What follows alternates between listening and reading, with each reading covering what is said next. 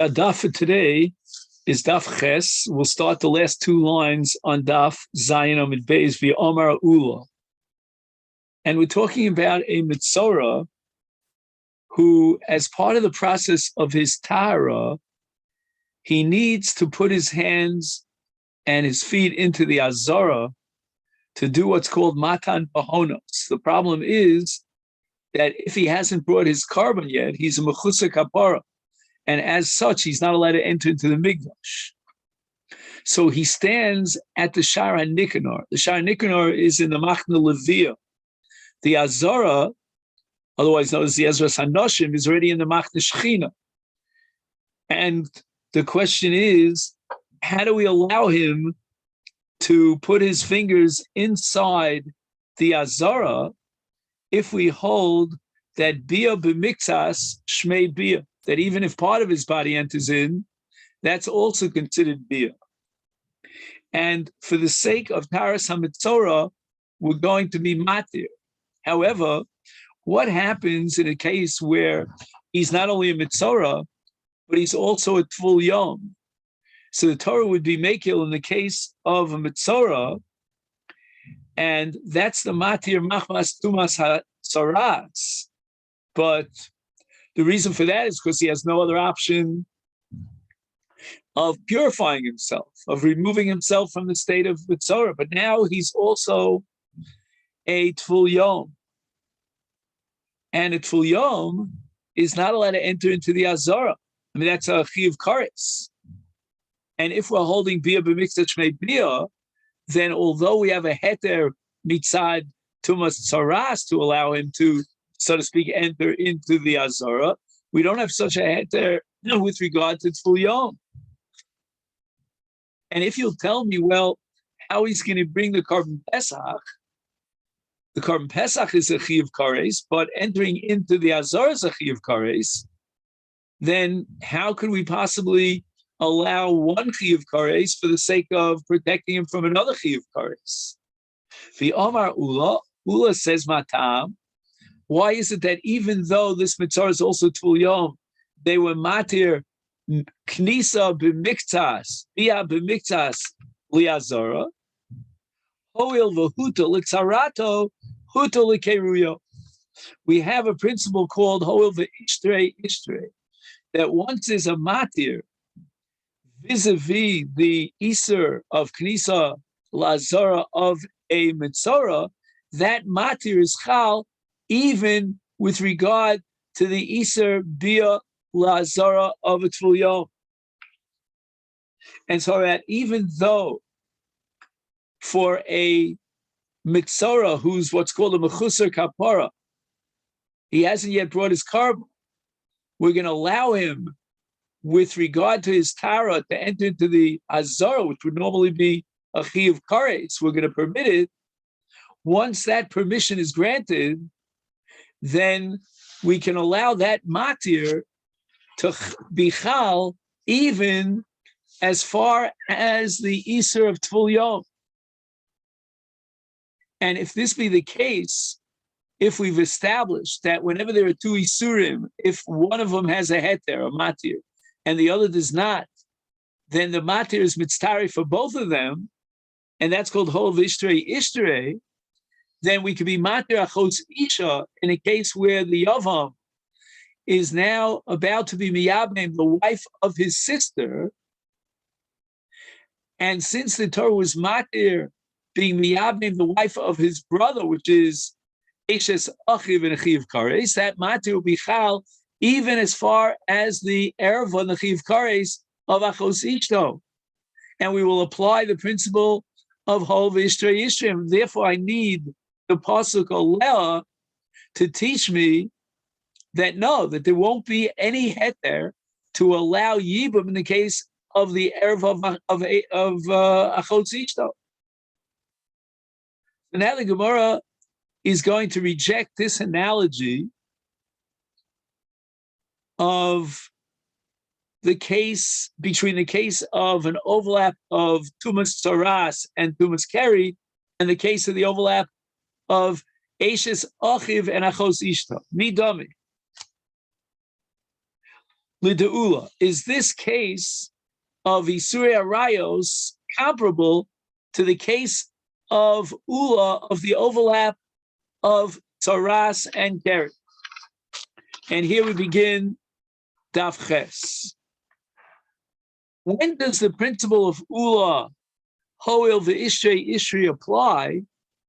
That's when the matir was chal before the second Isur. So you had two Isurim, and Isur A was chal at time T A, and then there was a matir.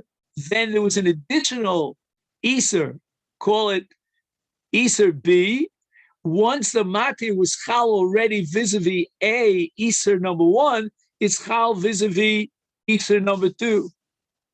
And therefore, Tenach, I could grant you that we could apply the principle of Hol v'Ishrei Ishri of Ula in the following scenario. Hechad Nasa Hames, that Ruvain married Rachel, the Achakach Nasa Chai. Ruvain is the brother that unfortunately dies childless, and his surviving brother Shimon now marries Leah, the sister of Rachel. Then I could say, well, Migu de Ishtere Iser Eches Ach, Ishre Nami Iser Achos Isha. The Iser of Eches Ach was chal first, at time T1, when Ruvain married Rachel. And as far as Shimon is concerned, Rachel is now Eshes Achiv.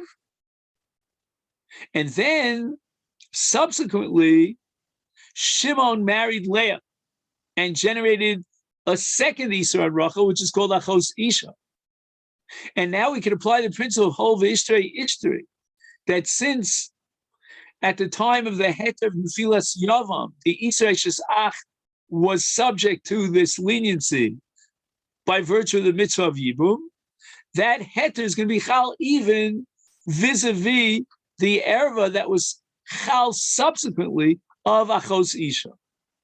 Ella, but what about the following case?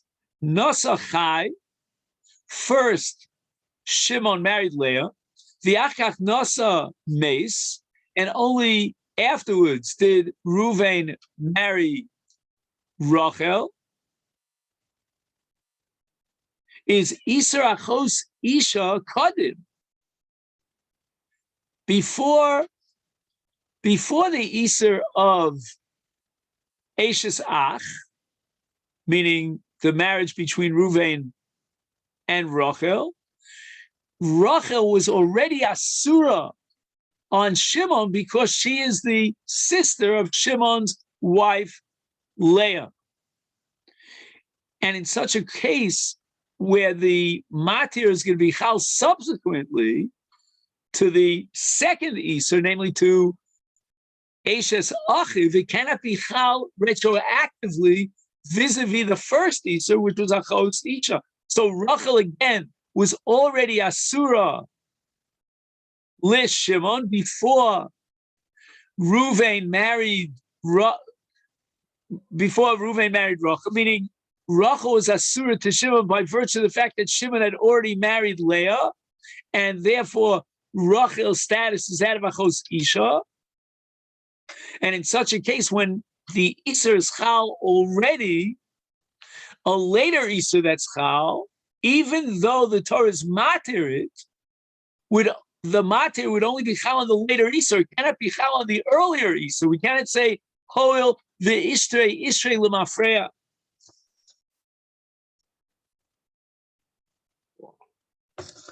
And now the Gemara is going to go even further to raise its objection to this analogy, to the overlap of Tzaras and Tumas Keri.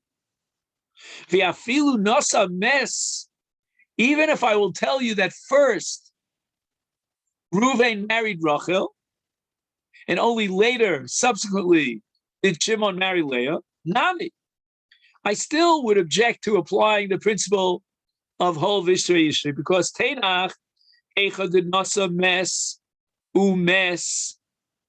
If Before Shimon married Leah, Ruvain not only married Rachel, but he died. After the death of Ruvain, Shimon Nosachai, he married Leah. In such a case, Chazia Le de Beni Beni.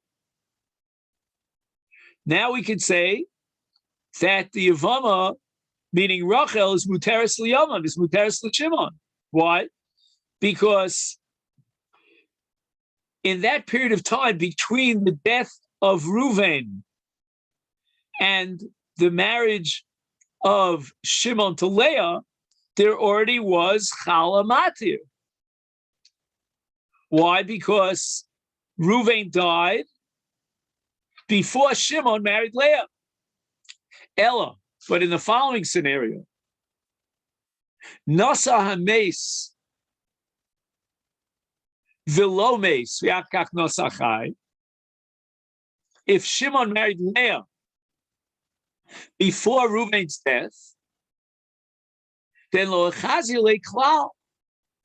We cannot apply the principle of Hol V'Ishrei Ishrei because there was never a period of time when Rachel was Muteres L'Shimon. Because as far as the life, as long as Reuven was still alive, she, Rachel, was Asura al Shimon mitam Eishes Ach.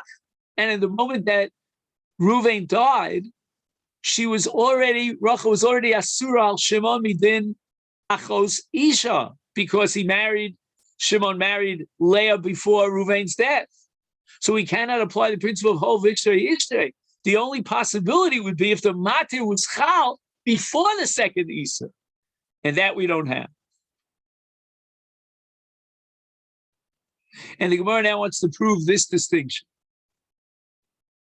Milo modi ula, wouldn't ula be moda she'imra keri belel shmini, meaning before the matir of taras yom shmini in the daytime would be chal. He already became a Valkyrie. She'ein, we do not apply Hol V'Ishrei Ishrei in order to be matir machnis yodov litzorach matan bahonos. We could not, in that case, in that scenario, where he became a Valkyrie the night going into day 8, allow him to project his fingers into the Azara for matan bahonos.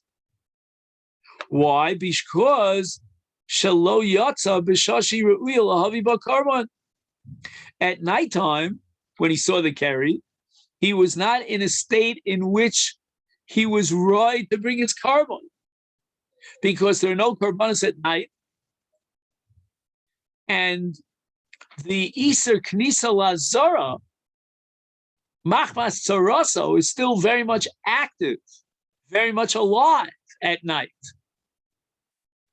Is therefore lo yatsa b'shashi re'uya lahavi b'karban. He was not at a moment in which he could bring his carbon because it's the night going into the 8th, and therefore we cannot apply the principle of Hol V'Ishrei Ishrei.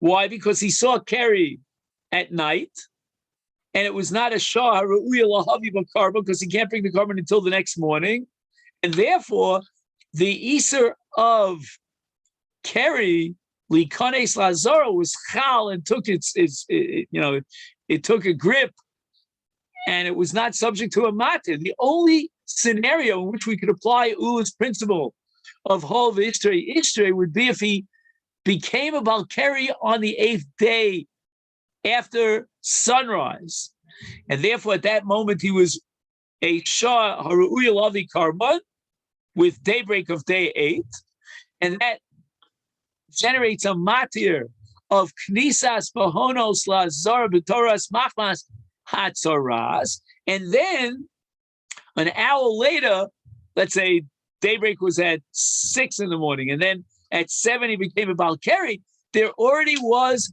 a heter to be matir knisa lazar b'miktas that was chal already at the moment that it became a Balkari. And that Chalos Matir would now project itself onto the Tumas Keri. So therefore, if we summarize the conclusion of this Gemara that we learned, if the Isra Achos Isha came before the Nefil Yibum, meaning before Reuven died, Shimon had married Leah, the sister of Reuven's wife Rachel, then in that case, we cannot be mata the Isra of Achos Isha. We're holding now that Ein Essay Shel Yibum Docher Losas Ashesh Bokores. Elaki Itzrich Oleh, the only scenario in which we would have thought that Yibum could take place, despite the fact that the Yevamot is Achos Ishto, and therefore we need the Pasuk Oleh Lafuke to tell me that there is no Yibum. That's only Hecha de Nasa Mes, that first Reuven married Rachel, Umes, Reuven died, the Achar Kach Nasa Chai, and then Shimon married Leah, Rachel's sister, and then there was already Chala Matir on the Isra Eishes Ach at the moment of Reuven's death, and that Matir will now be Chal vis-a-vis the Isra of Achos Isha when a day later or a month later Shimon marries Leah.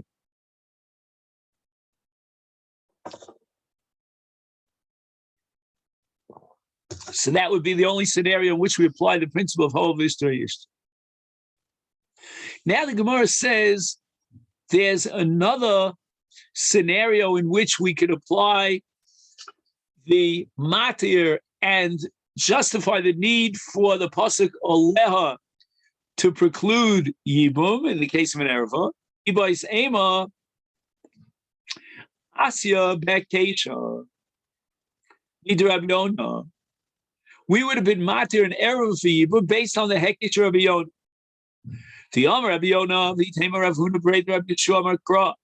The pasuk says in the parasha of Arais Vayikra Yuches, Ki Kol Asher Yaseh Mikol Toevas Elu V'Nichrisu Anafosh Sosos, etc. Is Hukshu Kol Arayos Kulam.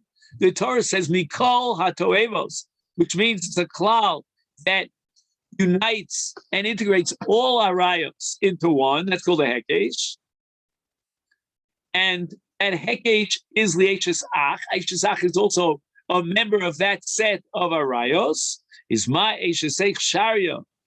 Just like the Torah, for the sake of the mitzvah of Yibum, was mat to the Erev of Eishes Ach, Af Kol Arayos Nami Sharia. We would be matir all the arayos for the sake of the mitzvah of Yibum. And what endeavors to give the power of Yibum to be matir these erva?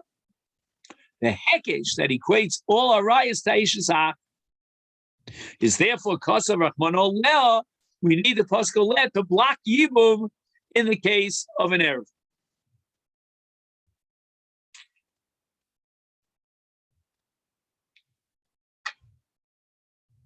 Amalei Rav Acha midifti l'Ravina.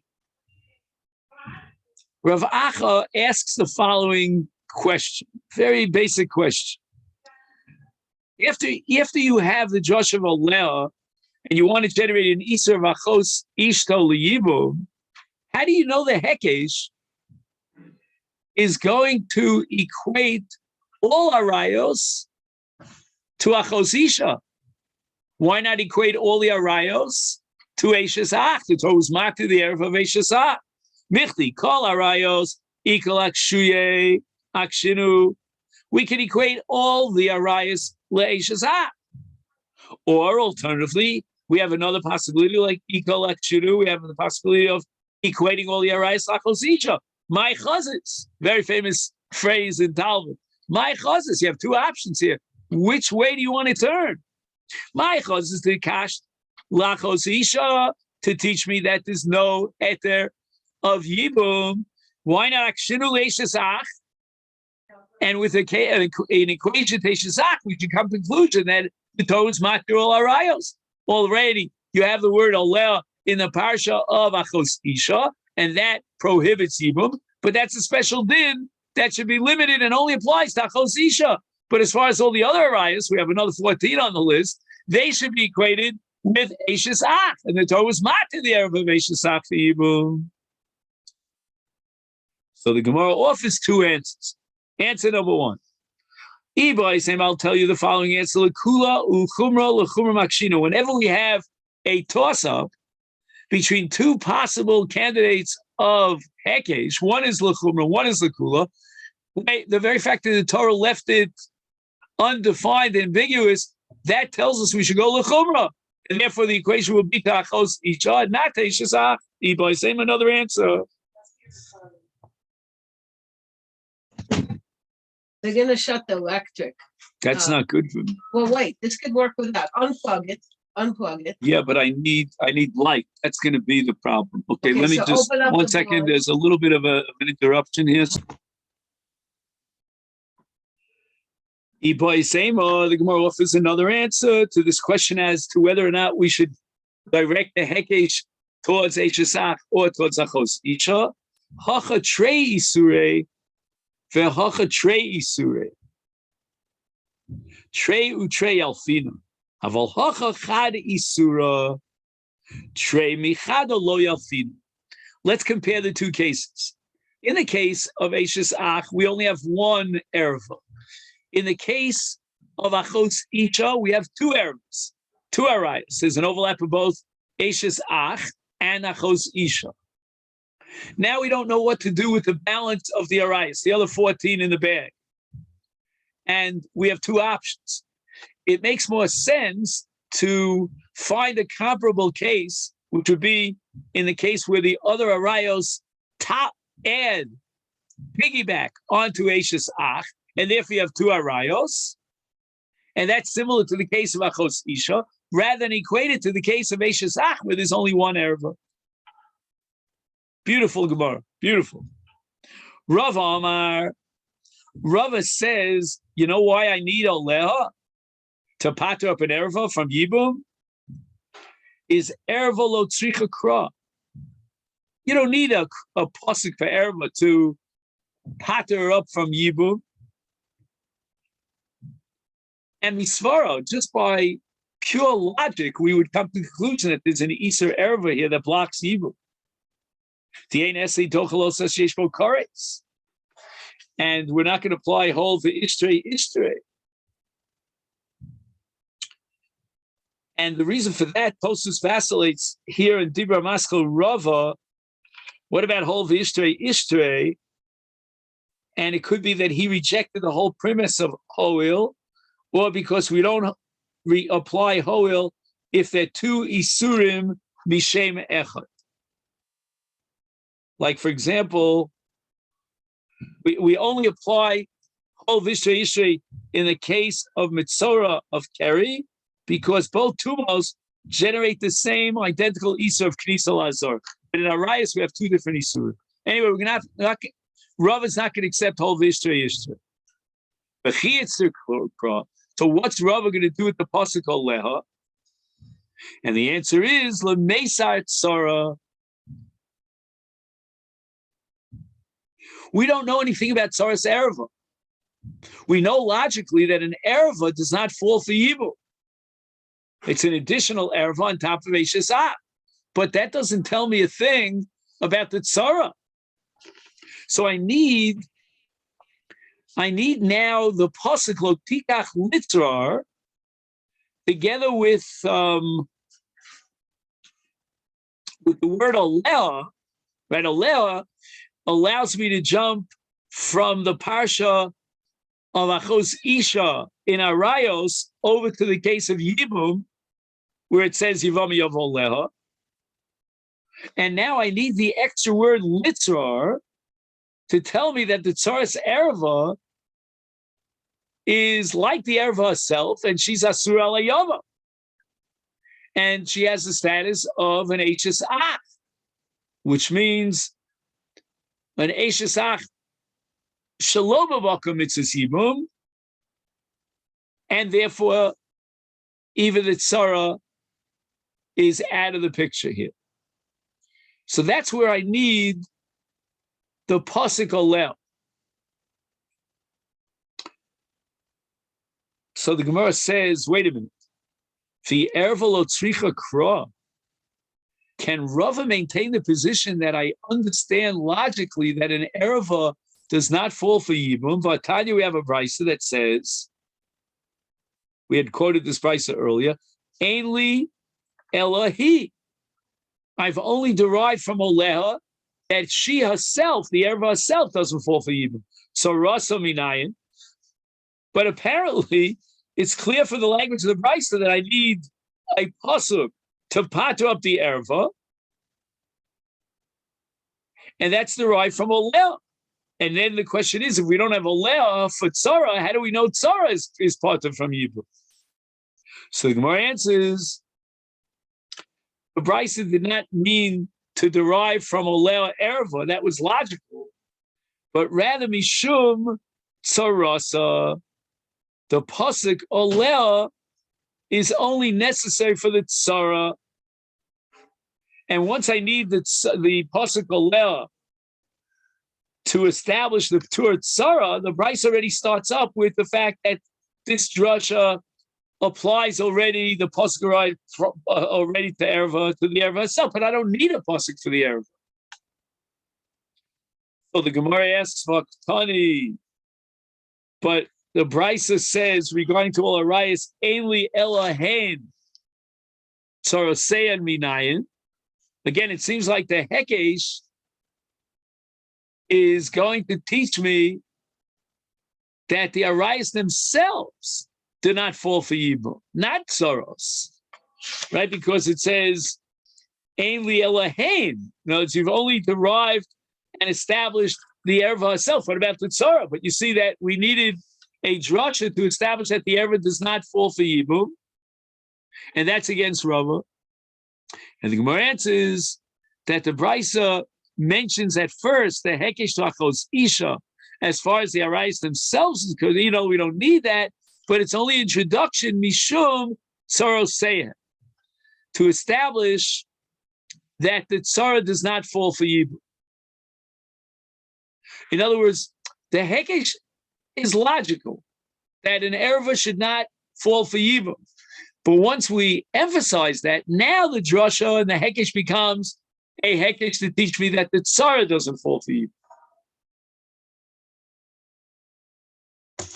Tashma, the Gemara now quotes a brisa of Rebbe, and this is going to be another objection to Rava, who says that the p'tur of erva from yibum is logical and you don't need a drasha. Rebbe Omer, it says in the parasha of Yibum, Yevamot yavo leh ulekacha. There's an extra hey, a mapik hey at the end of the word lekacha. Lokach, it doesn't say vilokach without the hey, which would have been sufficient, but rather ella lekacha. Take her and only her. And that's a miyut to exclude another possible woman who would fall for yibum. And v'yibem, it could have said v'yibem, and instead it says v'yibma. He should be miyabim her. And that's also a language of a miyut. And the answer is lesar tsaros v'arayos. You see that you need one pasuk, one miyut, to exclude the arayos, another miyut to exclude the tsaros of the arayos. In any event, this is against Rava because you see that we need a drasha in order to derive the conclusion that an erva doesn't fall for yibum, which Rava says was logical. Our answer is ema lesar tsaros shel arayos. You have to rewrite the brisa of Rebbe that he meant that we derive from the extra hay that the tzara of an erva is excluded from yibum. So Gemara says, what are you talking about?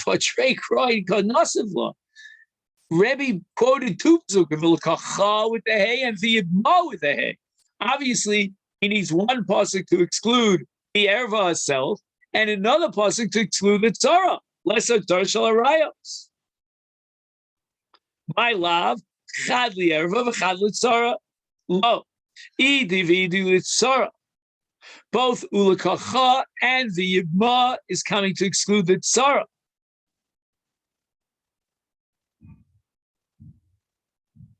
But chad lemesa tzara b'makom mitzvah. One is to exclude the tzara from mitzvah yibum. The chad, and another mute, is to tell you that exclusion, and you, in a sense, impose on the tzara the status of an erva that only applies in a case of yibum.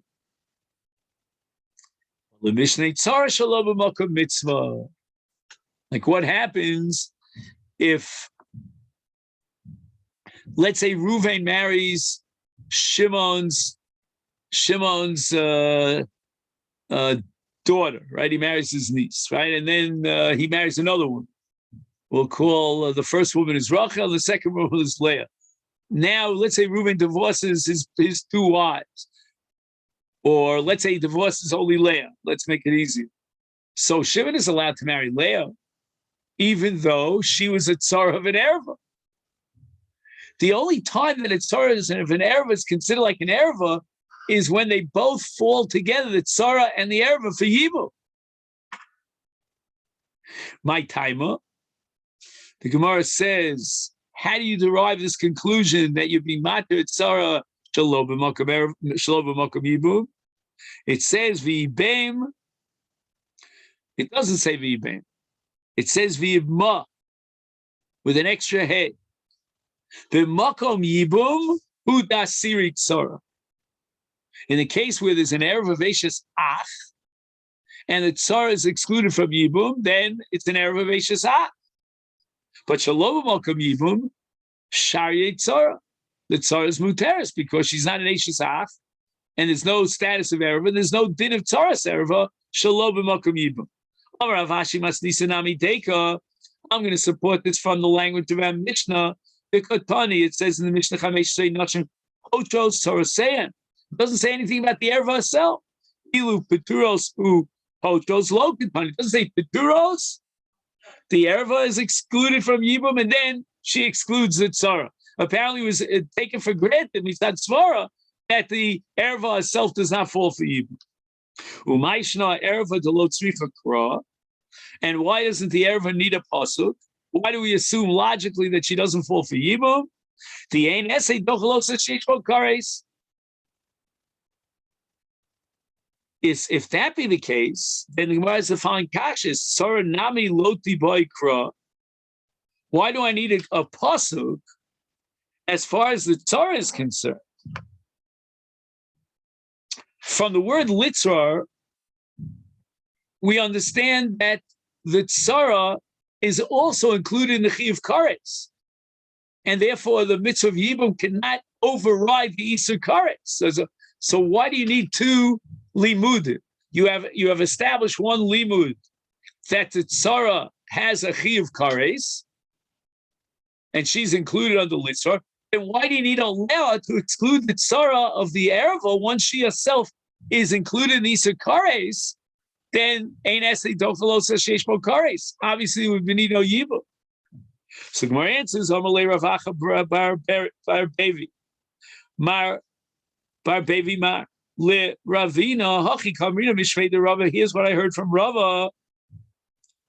Not only is the erva herself prohibited mitzad svara, tzara nami lo itzra kra. Even the tzara doesn't need a pasuk. You want to know why there's no yibum by the tzara? The answer is because she's an erva, and we've already derived the conclusion from the pasuk mitzvah that she's an erva. V'chi itzra kra. So why do I need the pasuk? And here we'll turn to Daf Ches Amid Beis. Lemishrei tzara shalom b'makom mitzvah.